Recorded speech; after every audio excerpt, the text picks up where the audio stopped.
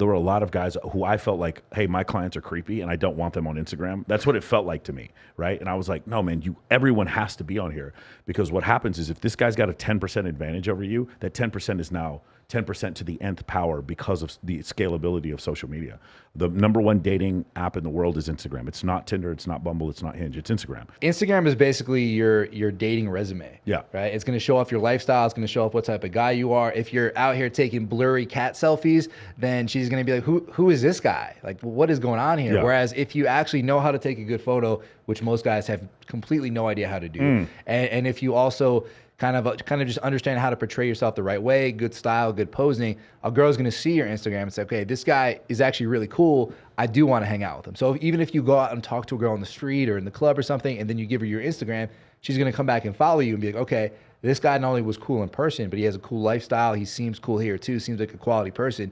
Let's go. So one of the first things we work on with guys is, number one, let's completely revamp the dating profile. Because let's be honest here, 99% of the pictures are going to be terrible. So we need to completely change all of those, change the bio, the prompts. And then they can use those photos for Instagram, start building that out, and then continuously just have that be a skill that they use in terms of photo taking and posing. So that way, once, twice a week, they're adding new stuff to the profile, they're building it out. And then when they do go talk to girls find it, they find their profiles from online, all that, and it just dramatically helps them level up in their dating game. Do you teach anything about pre-selection? Yeah, I mean, a lot of the Instagram stuff too is about pre-selection, yes. right? Like posting good stories, even like a fun story with some girls, things like that all plays into. And it's a lot of what I do on my Instagram too. Like my Instagram is for my business, but I'm always in there with different girls. I have videos of different girls, and same with you. Yeah. Number one, pre-selection is a proven psychological effect.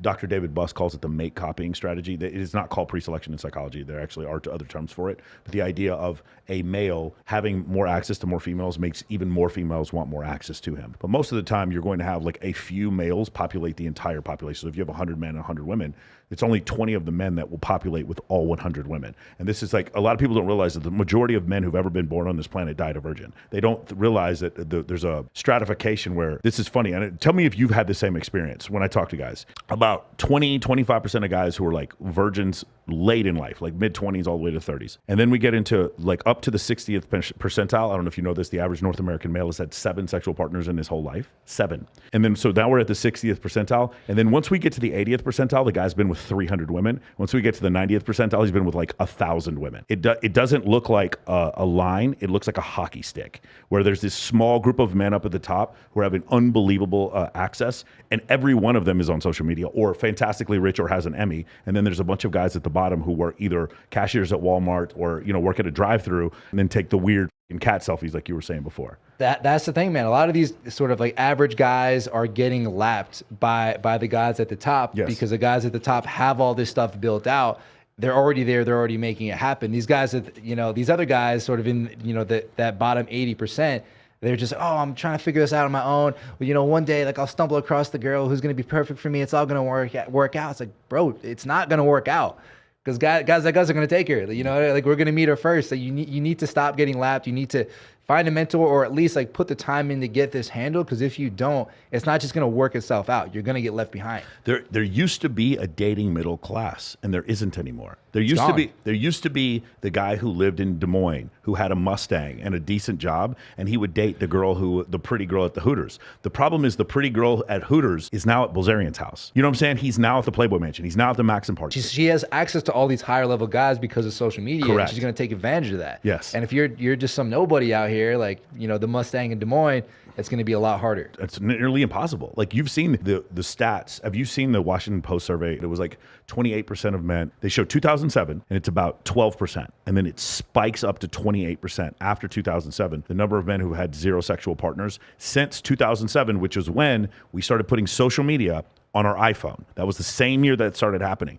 And there's a correlation. There's a great book about this. It's called The Coddling of the American Mind, which talks about the incredible effects that happen on dating and just human behavior once we started putting social media on our phones. Is that something you've seen also? Like men not even being able to talk to women, and then also, 2 things I found. Number 1, social media causing men to not be able to look women in the eye and having normal conversations with women. And number 2, men who had the advantage, the one who had the 6-pack abs, the Lamborghini, and the mansion, now they're their advantage is a million times more than it was before. Yeah, well, Instagram definitely leads to guys pedestalizing really hot women. Yes. And then like there is almost none of that like average like girl next door type of thing anymore. Yeah. Right? Like because most Face of these app. girls out there, if they're hot, they know they're hot.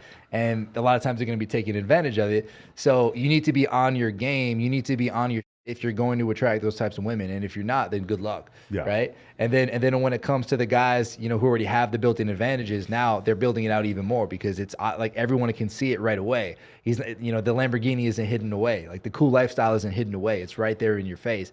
Women can see it and they're going to want to be a part of it. You know, another crazy part of pre-selection is some of the best good girls I've ever met got the master's degree, perfectly beautiful, former pageant model, you know, everything completely squared away. When I meet their husbands or boyfriends, these guys have like been with 500 women. Have you noticed that also? Like it's because they're guys who legitimately think I'm going to be the good guy throughout my life.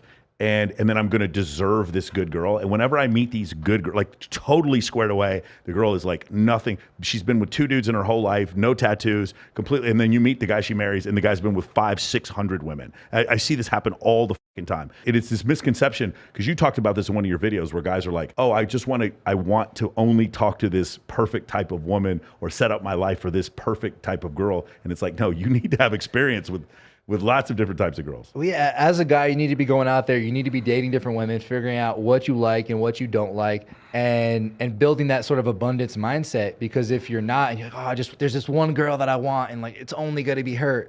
If you ever meet a girl like that, you're going to be super needy. You're going to ruin it, and the likelihood that you're even going to meet her in the first place is significantly lower.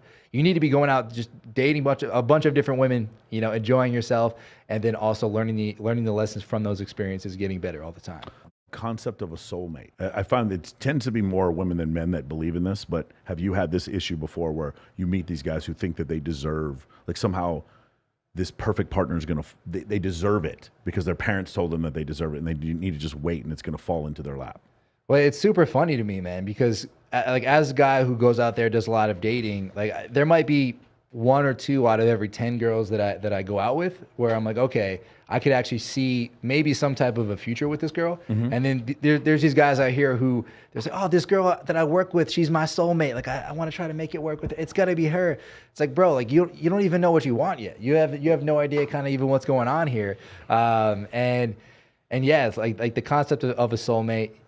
It really comes down to you going out, taking action, meeting a lot of different women, actually figuring out what you like and don't like, because you're not just going to stumble into the perfect person. Even if you do, you're not going to know how to run that relationship if, you know, you're just waiting for it to come along. You're not going to get that person because you deserve them. You're going to get that person because you earned them. You're going to get that, like, again, they're not going to be with you because you show your intent. They're going to be with you because you have some level of status or competency or something going for you. Otherwise, it's not really going to work out. I had a guy write me one time and he was like, Michael, I love your program, but the girls that you have on your program, they're just too fake and like they're not good girls, and so this would never work, and you should have more good. And so he sends me profiles of these 3 girls that were good girls, and they were like very, very model looking, skinny, whatever. And then he goes, these girls aren't like the other girls you showed. And it took me 5 seconds to find their fucking OnlyFans accounts. And the girls are getting railed by like 3 guys at the same time. And I send it back to the guy and I'm like, owned. Like, sorry, bro. Like, no, you're wrong. It's so funny when I see this. Like, there's these men that have this idealized view of what the world is going to be like, and it's just not that way. So while she's learning and I'm learning, let's get these reference experiences together, as many as we can, so that we know what we want later on.